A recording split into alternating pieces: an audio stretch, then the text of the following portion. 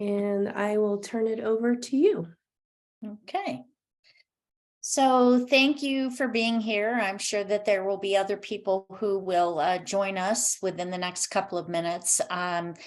I would like to introduce myself for those of you who don't know me. My name is Noreen Landis-Tyson, and I have been a UCI International Commissaire on the track since 1997, I believe. And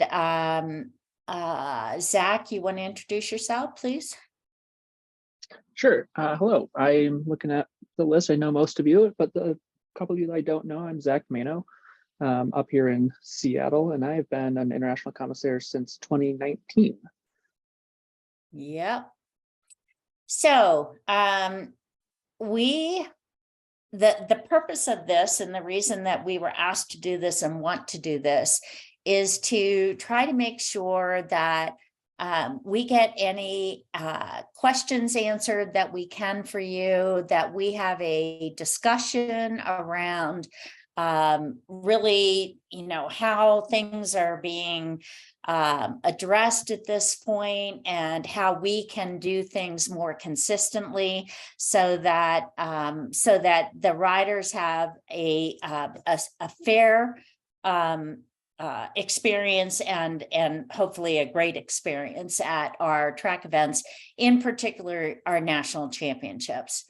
So Zach and I have talked a little bit about how we want to do this, and this is really going to be a facilitated conversation. So those of you who have the ability to turn on your cameras, I would appreciate it if you would do that, for the simple reason that we are going to have a discussion. It's not going to be a lecture. So we have a couple of topics that we specifically want to talk about, but we want to start with just the rule updates and making sure that we're all on the same page as far as that's concerned. So we're going to start with UCI rule updates. And then we're gonna, can you see those updates? Yes. Okay. And then Zach's gonna tag on some USAC things that are a little bit different or in addition to this, and then we'll answer any questions about those updates, and then we'll move on to our discussions. That work for everybody? Sounds Okay. good. All right. So the first update you can see here, and we're only going into rules updates, obviously, is talking about the Madison and intermediate sprints and a relay between two teammates. The statement here is it should not take place on the line during a sprint, but if that does happen, the front wheel of the second rider will count for placement. Okay. And then it says the relay is considered as passed as soon as both riders are no longer in contact. So if both of them are coming across the line in a sprint at the same time and making an exchange, the second rider's wheel will count. And that actually happened in Milton in the World Cup or Nations Cup that we were just at. So this is important for people to understand. Let's see, the next part, if at the moment of a sprint considered for classification, one or some riders gain a lap, they shall be awarded 20 points. We all know that. The points awarded for the sprint shall be given immediately starting from the next time the leader on the track crosses the finish line. For example, to the riders in the break or to those at the head of the bunch. Okay, so is that clear to everybody? Do you have questions about that?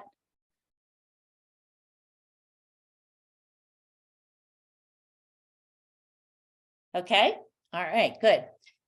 So those are the UCI rule changes. I'm going to stop sharing and let Zach take over with the other things that he wanted to address. Sounds good. Thanks, Noreen.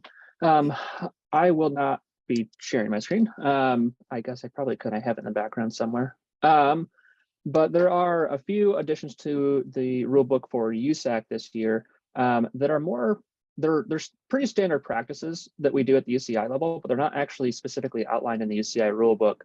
One the one is Kieran obligation. So when riders fall in line behind the moto and they give up the spot and no one moves forward to take that spot, that rider is obligated to go back to that spot.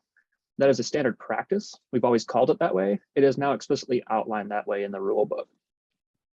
The other one, which is technically a UCI rule, but I won't go into why it is and why it's not in the rule book yet.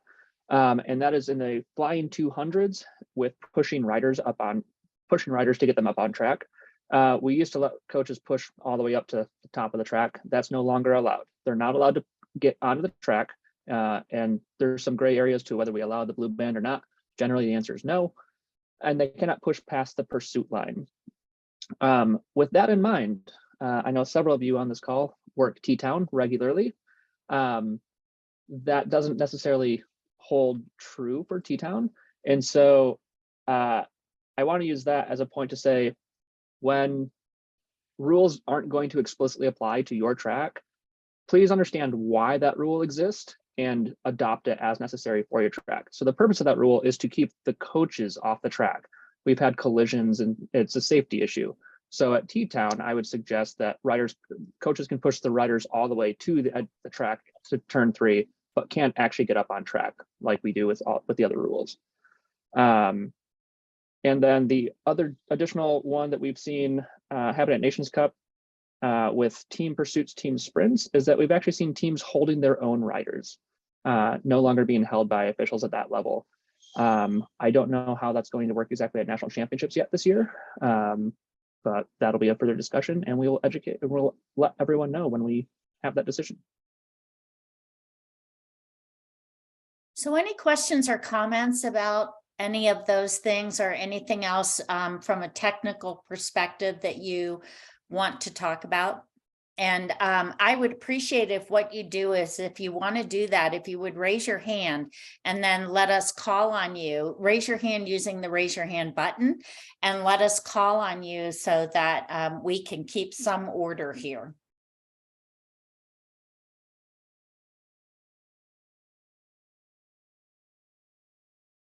All good? All right. You also have the option of being able to put a question in the chat if you want to, because I am mostly monitoring that. All right. So the first point of discussion that we really wanted to talk about was, I don't know how many of you know Brian Abers.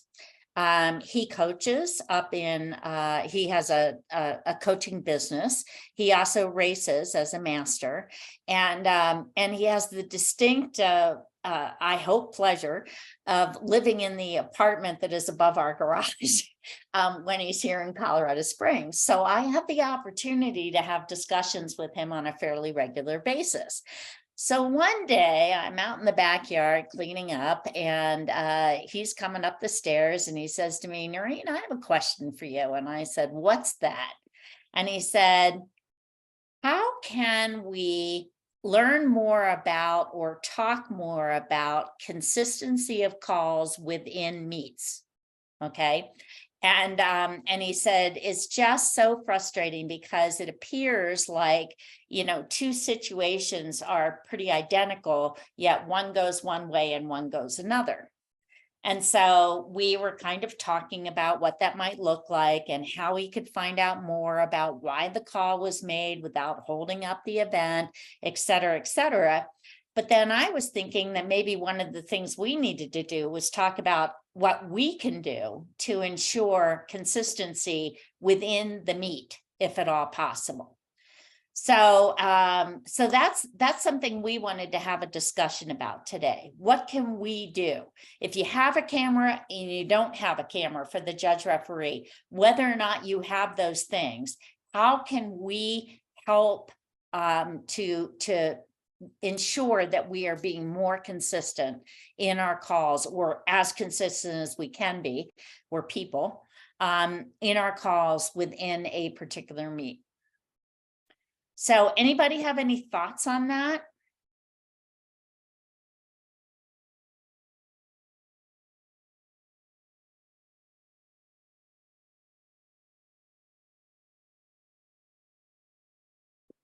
You guys all, are you stuffing your face with dinner and just don't want to put your camera on and talk, or you have nothing to add?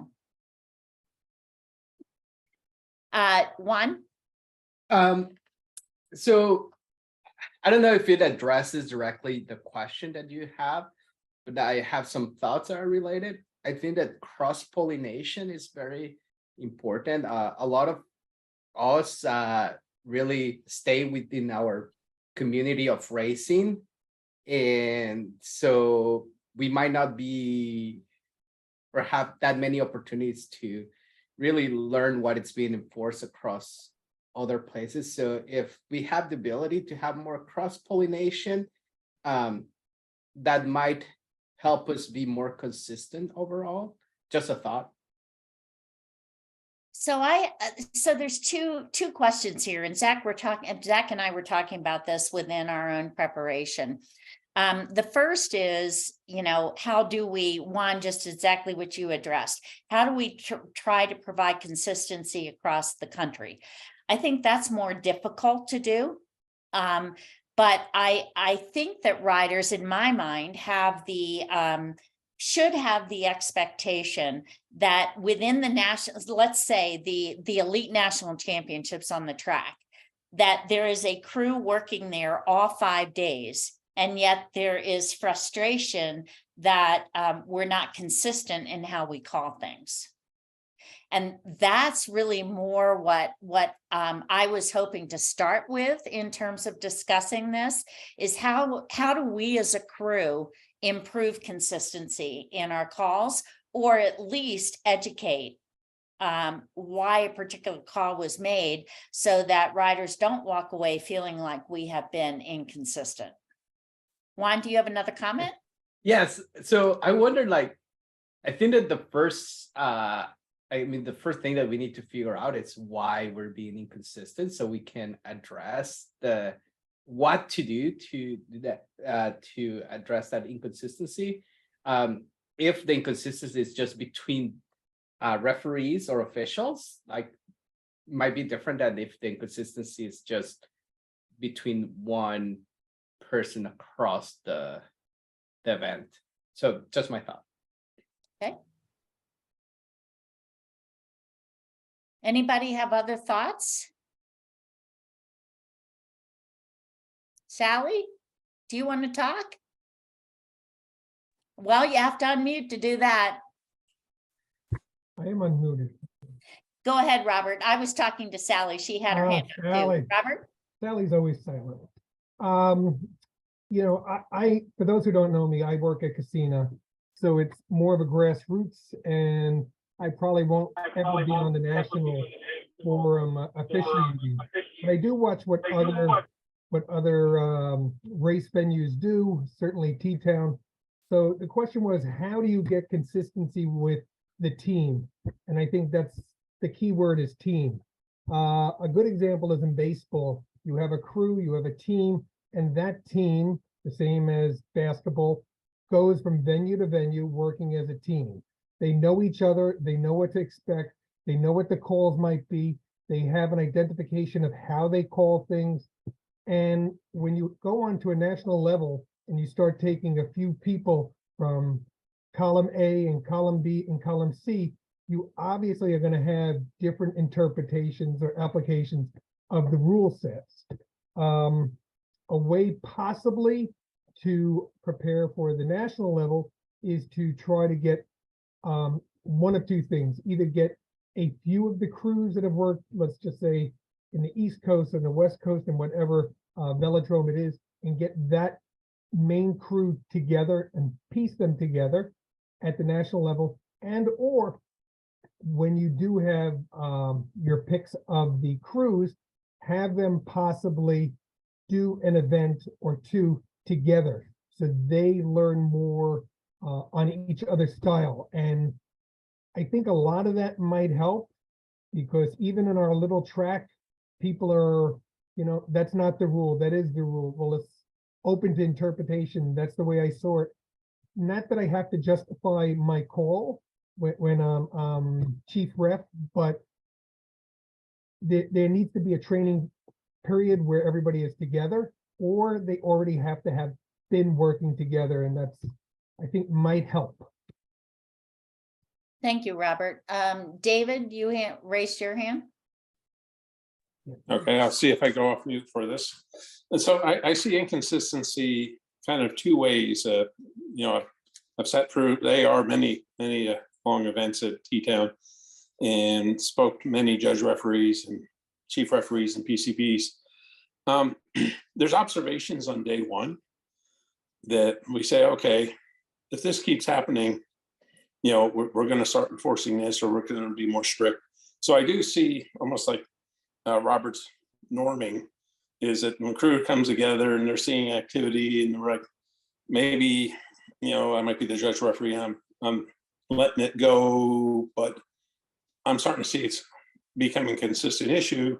I see that those discussions kind of change how things are called over the course of the event. And then from the opposite perspective, riders say, well, he got away with it, why didn't I? When the officials may have seen something completely different between those two events, but the riders think they've done nothing wrong, or they believe someone else got away with something that they didn't. And sometimes we can't catch everything, but sometimes it wasn't the same thing. And so that's just two perspective of why a rider might say, hey, you guys are inconsistent. Right. Deb? I always find the pre-meetings with the crew, going over the what ifs, going over the situations which could happen, might happen, and then the debriefings afterwards and discussing it, especially if it's a multi-day event, so that you can become solid and able to make calls together, consistent. Okay. So let me give you a scenario so that we can dive into this just a little bit more and kind of talk about, Sally, you're finally unmuted. Do you want to add something? Yes, I do. Okay. Sorry, I'm driving. I also think that our own biases feed into that, because we know those of us who've done this for a while know who the bad people are, who are naughty and do things, and we kind of expect it from them. And we may call it quicker on them than the people that we don't expect it from. And I'm thinking that that plays a part in some of this. Okay. All right. So let me give you a scenario, and you know, let's just stick with, for now, you know, elite and junior track championships. Okay. So we've got a crew of 9 people there, let's say, right? And you have assigned positions. So you've got, obviously you have a chief, you've got a judge referee, you've got a starter, you've got referees around the track, you have judges, right? So how could we use the resources that we have, including people, cameras, meetings, whatever it is we're going to do, to be as consistent as possible in terms of how we call things? Because we all know that that the chief is ultimately the person who is in charge of the event, and the judge referee is ultimately the person who is in charge of making calls, right? But you know, there are some things that we can do to improve consistency within that and within a team. So you're getting to some of them in my mind, but I think we can do a lot more brainstorming. What do you do if you have a camera? What if you do if you don't? And your ultimate goal is consistency of calls as much as possible. So let's say it's sprint calls, it's Kieran calls, it's calls within bunch races in terms of rider behavior. Okay. How might we improve consistency?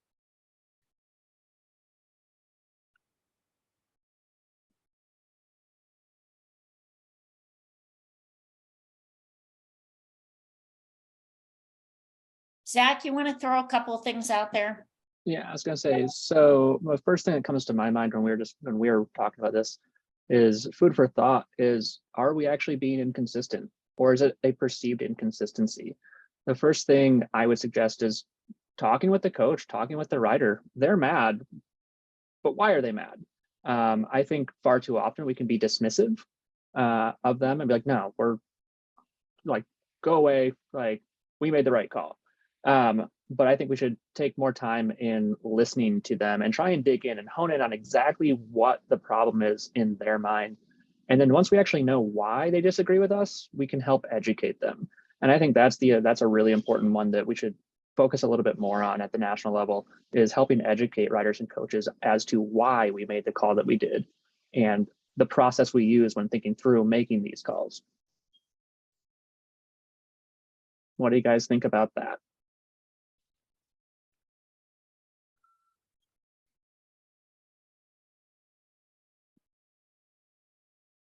Chris, Peace, do you want to add anything to this? Yeah, I was waiting to see what was coming up. So one thing that I think comes to mind, and it's definitely on the communication part, is quite often if we see something that is not sufficiently egregious for an official penalty, then quite often the instruction from the request from the judge referee down to the PCP is hey, can you go and talk to that rider or that coach? That's great for that particular dynamic. But what it doesn't do is announce that publicly. So other riders, other coaches that are in the venue could have seen the same situation, but they don't see the follow-on discussion, and so they may think that situation has gone unnoticed and is outside of our decision boundaries. But it hasn't gone unnoticed, but it's just that it's more of a verbal warning scenario rather than an official warning, and I think that kind of difference there is quite important. It's just kind of for the community to understand that we do have follow-up, but it's a sliding scale. So that's kind of one aspect there. I think in explaining the decision process is important. Oftentimes you can see that from a rider's perspective, a good bit of the time they're actually looking forwards, and so they're not necessarily seeing the full context of that they're situated in the race, the impact that they are having on surrounding riders, and so there's a need to discuss that with them.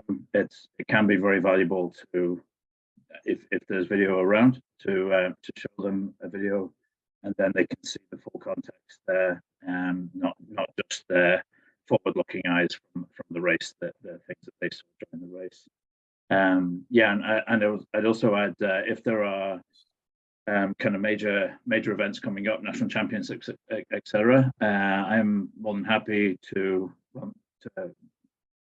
jump on a Zoom call with the panel in advance and run through judge referee revision and the associated communication with that, based on sort of the last, I don't know, 8,000 or so sprints and Kieran's, etc., major events, and so that there's a bank there.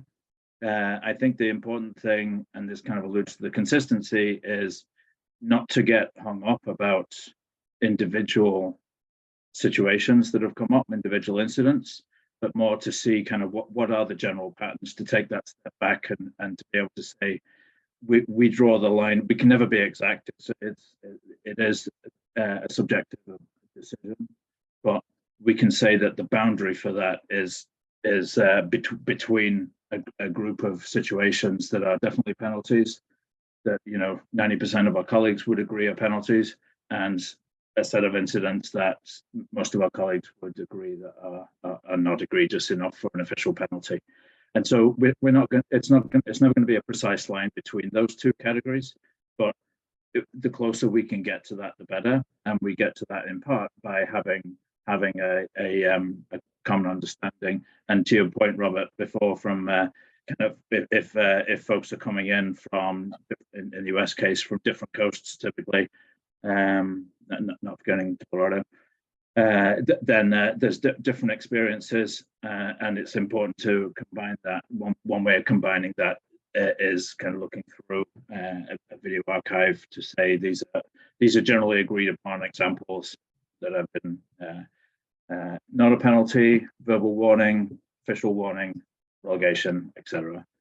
So just I'll throw that one in. Thanks, Chris. There are some comments in the chat. If you're following the chat, you can see those. Dave Folks said through education and seminars that include scenarios and you make a call situation. And then James said that his connection was poor. He thinks capturing what the calls are and have those notes available for who though during follow-up is a good idea. Sometimes the call is not made since the outcome wasn't close. It didn't matter. The riders often don't discuss the call with the judge referee, so they don't get the reasoning. So, you know, I'm going to throw some of my thoughts out here, and I would love for you to react to them and just, you know, add to it. So in my mind, if you've got a camera, okay, which since we still have Bonnie on this call, in case her internet doesn't go anywhere, you know, in my estimation, if we have a national championship, there should be a camera for the judge referee, and that those tracks who are hosting that should take care of that. And it should be in partnership with USA Cycling. I have had pushback on that saying, you know, I can't afford it or whatever, got that. But the one place that there absolutely has to be a camera, in my opinion, is any place where there are UCI points on the line. So I do not believe that we should be hosting a junior or elite championships without a camera and a camera operator. But sometimes that doesn't happen. So let's say, let's start with, we have a camera, okay? So you've got a judge referee up there that is, that has a camera and can look at that camera, right? And that person can also, as they are beginning to determine, you know, whether or not there was an issue, can also ask for feedback from referees around the track, and can also ask for feedback from the president of the panel, who better be watching the bike race, right? And generally is. I mean, sometimes they're down in the infield talking to a manager, and that's an issue, but generally they are. You know, there used to be this philosophy. There used to be this philosophy around the judge referee is the be all and end all of all racing decisions. Even on an international level, I do not see that anymore. They are ultimately invested with making the choice. And if they disagree with, even if the president of the panel doesn't agree with them, they still have a discussion with that person and ask for reasoning, et cetera, and just making sure that you know, it can be defended, basically. The call can be defended. And if you've got a camera and they ask to see it, I mean, obviously you want to do that at a point where it's not holding up the racing, et cetera.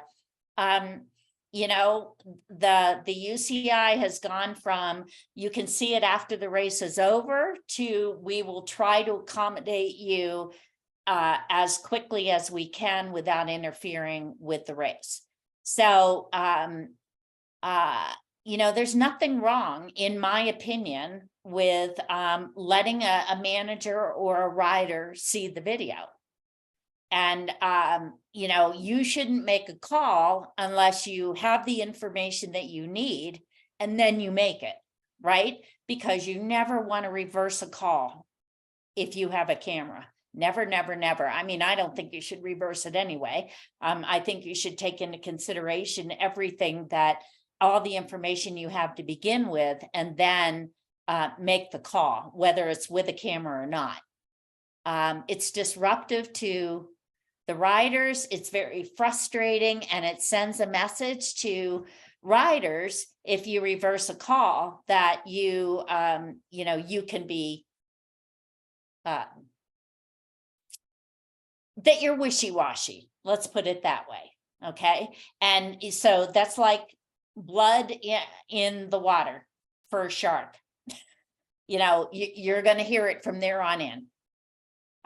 So, the point in my mind is to look at all the information you have ahead of time and involve your team to then make the best possible decision.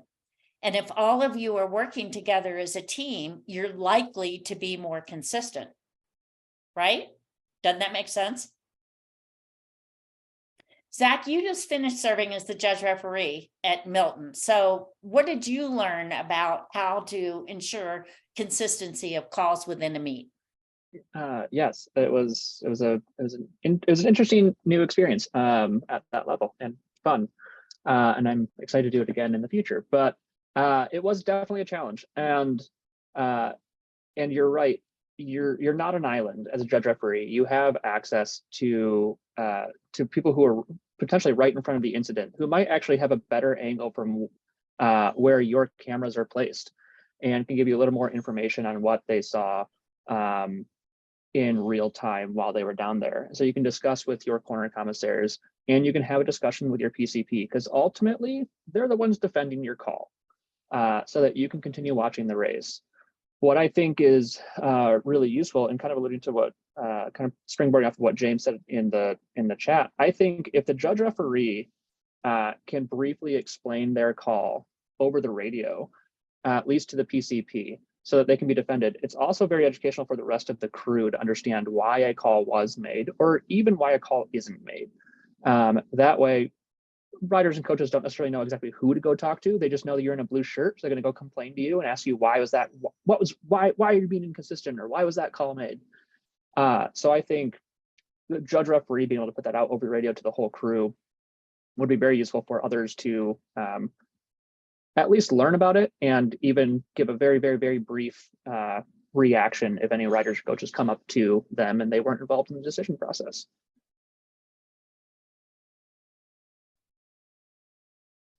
I would add to that, saying that I think that being succinct in doing that is very important, and it's not a discussion over the radio, right?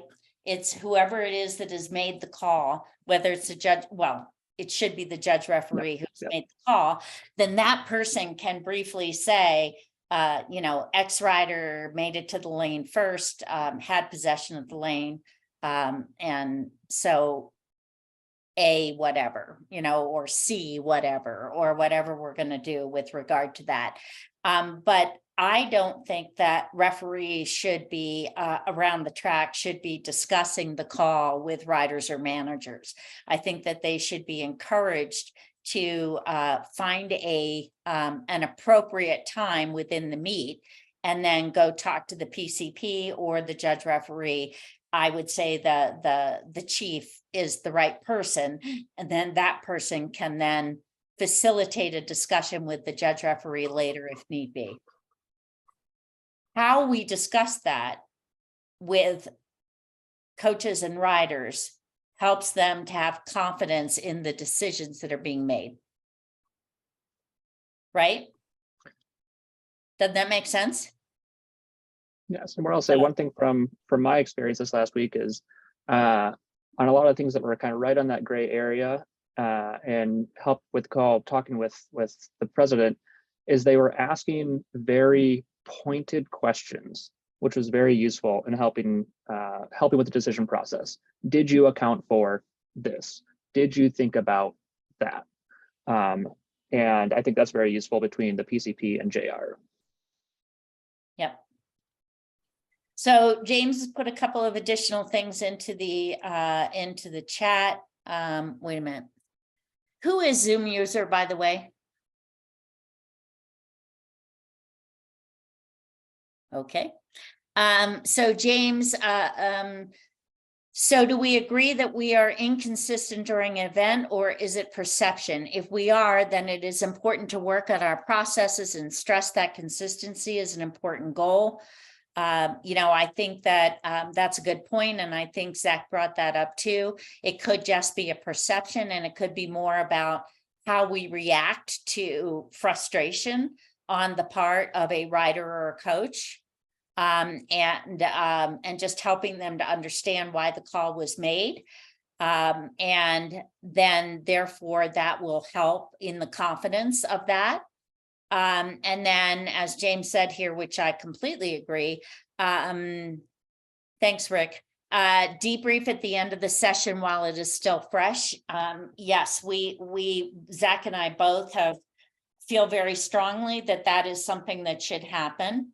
That even though you're tired at the end of a session, that you should sit down for a couple of minutes and you should talk about the calls that were made and why they were made, so that everybody has an understanding of that.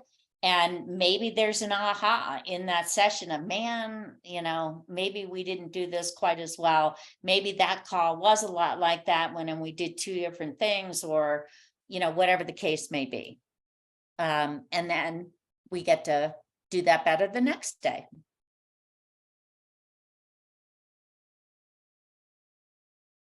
So Zach and I were also talking about setting expectations in the riders and managers meeting, right?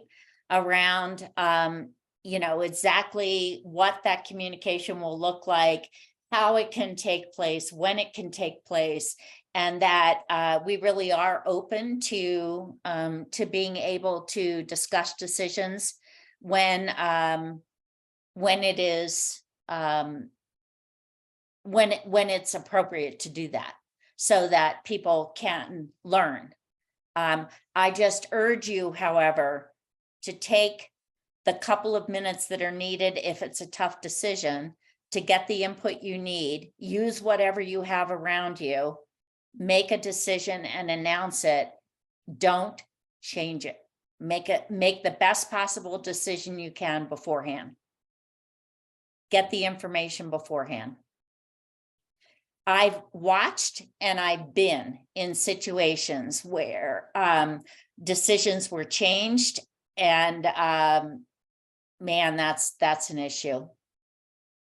So let's talk about not having an official photo finish camera, not photo finish, I'm sorry, an official JR, and somebody comes to you with their own personal video. What do you do?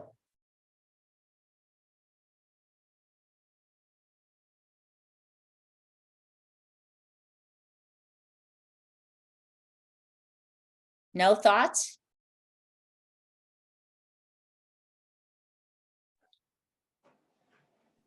Yeah, Sally, go ahead.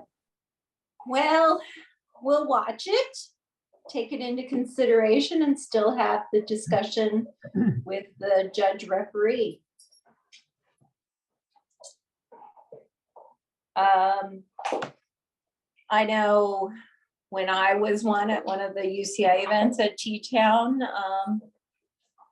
Wayne actually used that video as a reason to give someone a warning for bad behavior. Okay. Other thoughts on that? Marcus or Robert? That's okay. It's sink or swim. When you have a camera and it's your official camera, and you only have one camera, that's part of the problem to begin with, because that's only going to catch one angle. The camera person is always going to be following either the broad field or the leading edge of the race. A finish line is a finish line. The official scoring camera should be fine. Shouldn't be any question on it. So now, in part, what Sally was saying, a lot of times when in New York, I'll do some road races in the parks, Prospect Park, Central Park and such. And they have very distinct rules that you can't ride in what they call the recreation lane, which would be, I know it's not track, but it would be where the joggers and walkers are. And a lot of times we get video images of riders who have advanced, not differently than they might advance under the sprinter's lane. And sometimes you miss those things. But when we catch it, those riders are DQ'd from the race. So now the point is, how many cameras and how many variations and how accurate is all of that that's coming to you? And did it affect the outcome of the race? So Sally's suggestion, and I agree, many times you have to give a warning because you have to do something. At the same time, now what happens if it was something egregious and it really could have affected the outcome of the race? Maybe it's a qualifier, you saw it afterwards, everybody has advanced to the next round. I don't think it's tough. I think you have to stand by, if you had no camera and it's what the officials saw, and you stand by that decision, or if the camera missed it, same thing, it missed it, and you have to go forward. You know, we're humans, and the system will improve. Like in baseball, they have different elements catching strike zones, but each umpire, each official has their interpretation of what's going on. So you'll rack your brains out to no end, the what ifs, and we do miss things. And but you still have to stand by your call. Okay, thank you. Other thoughts? So we're talking about consistency and how to be consistent within our calls. And if someone comes to you with a video for that sprint, but we don't have video for every other sprint that's going on, it's going to lead to, it could potentially lead to further inconsistency if you do start adopting the action of looking at every video that comes your way.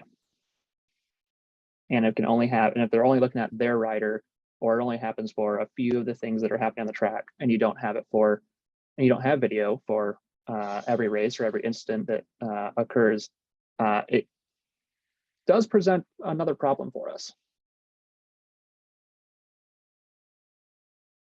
Other thoughts? By the way, Leslie did say in here, should we issue more warnings for infractions that don't affect the outcome of the race? That's one way to go. My only concern with that is, and I don't know what USA Cycling's rule book says, so I'm going to have to say that, but the elite and juniors are under UCI rules, and warnings have consequences. So official warnings that go on there, if you have 2 warnings within the same event, if you will, not the event, the same, like a points race or a sprint tournament or something of that sort, you're out. And so I think warnings have consequences, and that's part of the reason why it is more the practice that if it did not affect the outcome, it's a private conversation between the PCP and the team manager or the rider, just to say, look, we saw that, it didn't affect the outcome. If it does the next time, there's going to be, you know, a formal consequence to that. So tell your rider to settle down or whatever. Okay, so just remember that warnings do have consequences. So yeah. So wait a minute, let me make sure that James said, I think looking at the video is fine, and I agree with Sally. It can be at least give a replay where you can explain your call. It would have to be very conclusive to change a call. Okay, so I'm going to tell you my thought on this, and then obviously Zach, I completely agree with Zach. And my thought on this is, and my rule is that I will be kind, if you will, and look at somebody's video in order to make them feel like they have been heard. But I'm not going to take it into account. If there is no official video, then no team video or father's video or anything of that sort is going to be taken into consideration for the ruling. So, and that is because exactly what Zach said. If you do not have that for every race, that there is a call that needs to be made, then you can't use it for one. So and that will lead to inconsistencies, absolutely will lead to inconsistencies.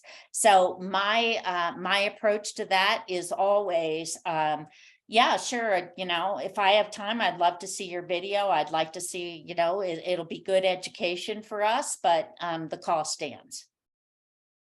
And on the topic of setting expectations, if you're going to an event and you're going to have the rider managers meeting ahead of time, and you're not going to have video, set expectations. Let them know there is no judge referee video, and let them know you will not accept them coming to you with their own video, and put a stop to it right there. There's nothing wrong with letting the ridership, letting the field know what tools you are and are not working with. Yeah, it's old time officiating at that point. There's no judge referee video, and there's just, before the days of when I first started officiating, where they didn't shove videos in your face. And to me, I mean, I think one of the most interesting things about track, well, any bike race or most competitions, is the fact that we all have our roles, right?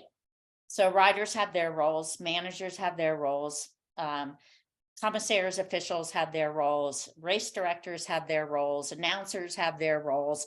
Everybody has a role to play in making this work, right? And if a manager is going to be absolutely sure that they have done everything that they can to get a call going the way of their rider. Absolutely everything, right? We have a role to play in making sure it's safe and fair and as consistent as possible. And so there are times where, you're going to have somebody in your face where they actually believe that the call was right, but they're going to be in your face anyway because they've got to make a good show for their rider, right? They have to do that. And if you're a commissaire who does not feel particularly confident in the calls that you're making, then again, it's blood in the water. They know it, and they're going to push, and they're going to try to get you to change a call that hopefully you have gotten the information that you have available to you and made the best possible call, and then stick with it. Stick with it. You might make a mistake. You might go back later that day. You might be at the end of the session and go, with your peers and talking it through and going, okay, I can see your point on that, blah, blah, blah. But if you use your team and use the tools you have before you make the call, you're going to make a good call, right? And it's at least going to be defensible. Sally? So how do you all feel about the judge referee holding up a iPad filming it while there are races going on? Because I've been seeing that. I've seen that a couple times at T-Town through nationals and other events. And for some reason that just bothers me. Yeah. Well, I can tell you how I feel about it. I think it's okay for you to have a volunteer next to you who is doing that, but as the judge referee, you should not have an iPad in front of your face. You need to be watching the race in real time. You cannot rely, and listen, I've worked with some international commissaires who were a judge referee and who never stood up through the entire race and watched the whole thing on whatever was being the camera operator was shooting. And I mean, what? Your job is to look at the race, and then if you need to go back and look at the video, you do that, right? But you don't sit and watch the race through a video, in my opinion. So I think, find someone to do it for you. If you don't have an official camera and you want to make that the official camera as best as you can, then find a volunteer to do that for you. I think that's perfectly acceptable. Anybody have any other thoughts around that? Chris? Yeah, I'd echo that in terms of if you're watching the race firsthand, that means you're not operating anything else. You're not doing anything else secondhand. And even when I have operators that are tracking particular parts of the race, I always, when I'm training them, I always tell them, like, you'll be amazed how little you're aware of the rest of the race, because you're either focused on the camera or you're focused on the general race picture, but you can't be focused on both of them. So I think that is really difficult. In terms of the managing expectations, I think it's kind of we do want to, obviously we want to manage expectations, but I think it's also kind of you got to realize that you're managing emotions ultimately. So if you take that little bit longer, not too long, but if you take that little bit longer to make a decision that you're comfortable sticking with, then you've got that decision. It's kind of set there, and you're not flip-flopping someone else's emotions. If you're announcing a particular decision and various members of the ridership are happy, sad, etc., then it's a pretty bad experience for them if that decision is reversed. Then, so kind of emotionally. So I think that's kind of important. I think in terms of the consistency part, it's also kind of important. We all like travel like all over the place for races, and sometimes that travel and the race schedule and being outside in the hot sun, being kind of 8 days in LA for Masters, it's kind of, there's a lot of that is exhausting, and I think sometimes you have to really kind of check in with yourself prior to that race, each race day, each race session, just kind of to making sure that you're kind of, like they call it, kind of centering yourself, right? So you're kind of putting yourself back in that, at that point you think, right, no, I'm in race mode now. This is me, this is the consistent me that I'm bringing to this race session, rather than the me that is tired because I couldn't get a cup of coffee that morning. I'm tired because I'm traveling. I was tired, I'm a little bit wound up because of decisions, whatever, the race situations were like had an awkward session. That can throw you out of balance. I think it's kind of important to be able to center yourself, check in with yourself for that. Ironically, at the risk of having inconsistency, when you're taking that moment to make the decision in collaboration with PCP, etc.,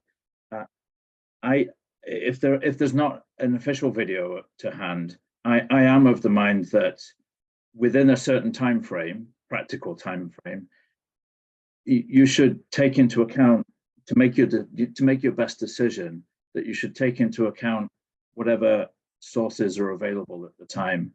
If that includes a video that has been shot by a rider or a coach that is immediately available, then that is sometimes what's taken into account to make that decision. It's not a universal approach, but I am of a mind that can be overall beneficial, in part because you're helping to hear their point of view, literally put the point of view from that individual, and then explain your decision through that lens.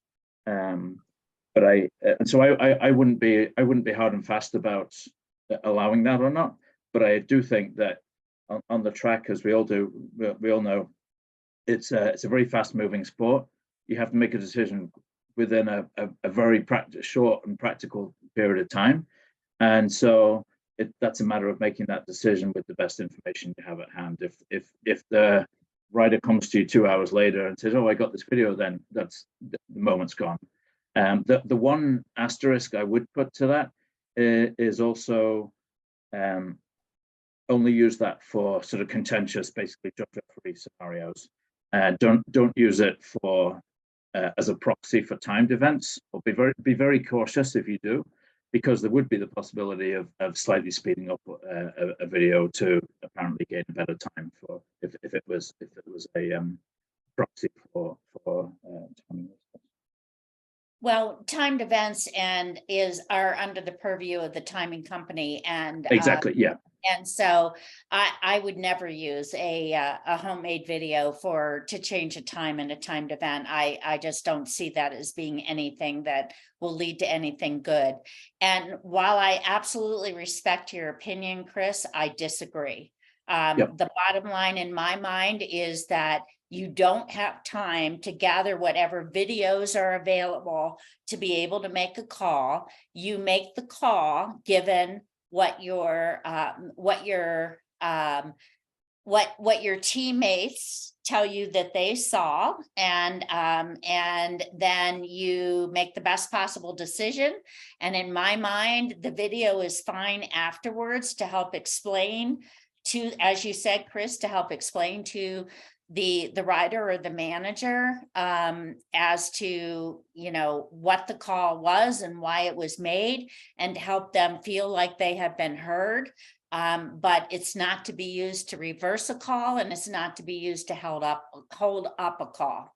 So, yeah, I wouldn't use it. I wouldn't be gathering it, and I wouldn't propose using it to necessarily to reverse a call, but to make as in, if it's readily to hand, if it's something immediate, then that's a situation that I'd be comfortable with. And I think that if you choose to do that, and you're consistent with that throughout the entire meet, that you watch everybody's video and whatever it might look like, then that's a choice you could make. Absolutely. My choice is no. Yep.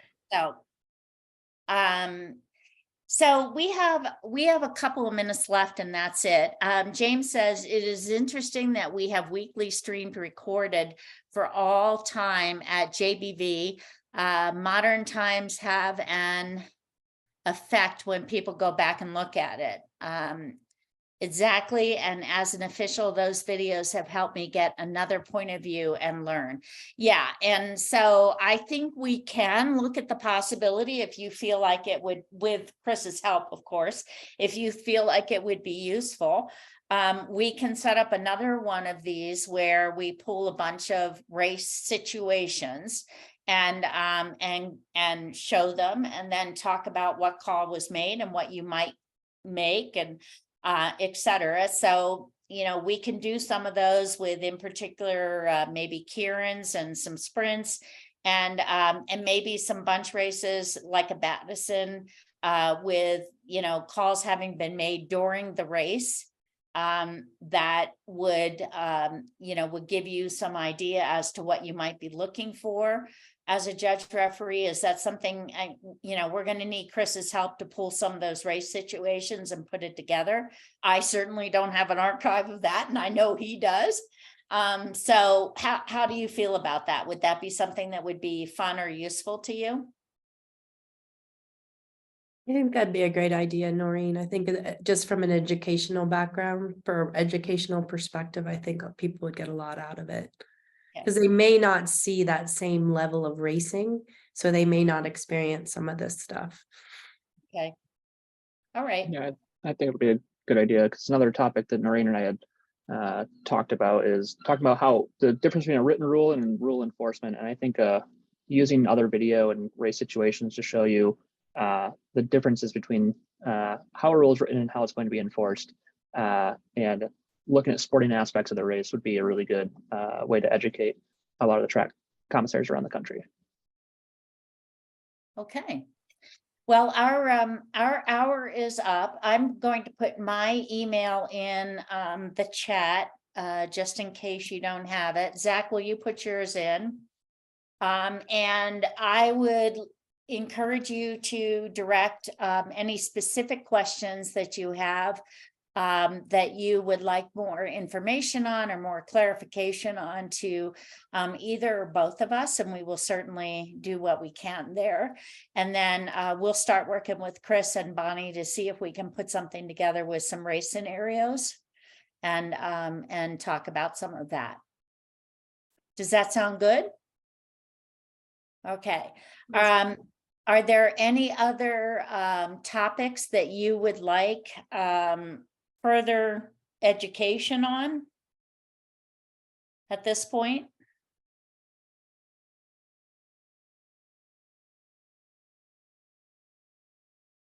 Okay, I'm sure I'll see most of you around this summer at some point, at some event. And so I'm very appreciative of your being here this evening. I hope details on position of officials.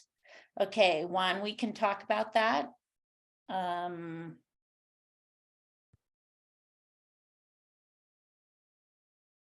Okay.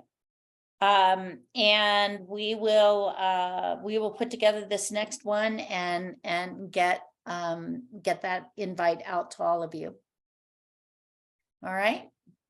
Noreen and Zach, thank you so much for doing this. I think this has been probably our best webinar so far. Definitely one of our better attended ones. And I appreciate everybody's input and their willingness to speak up and ask questions. It was a little rough start, but you got them turned around.